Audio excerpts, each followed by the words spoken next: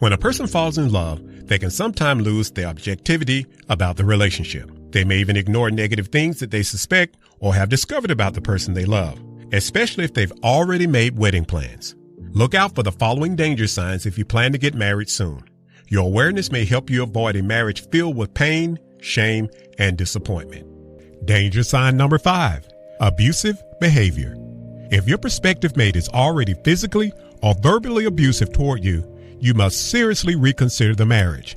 Without counseling and professional intervention, this abusive behavior will likely escalate after the wedding.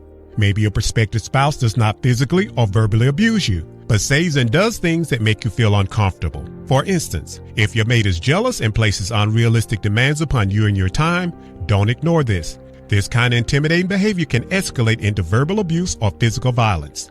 Don't minimize the problem and convince yourself that it's no big deal. If your mate becomes angry or agitated after squandering money to satisfy an addiction like drugs, alcohol, or gambling, this behavior could also put you in harm's way, especially if you refuse to become an enabler who accommodates this addictive behavior.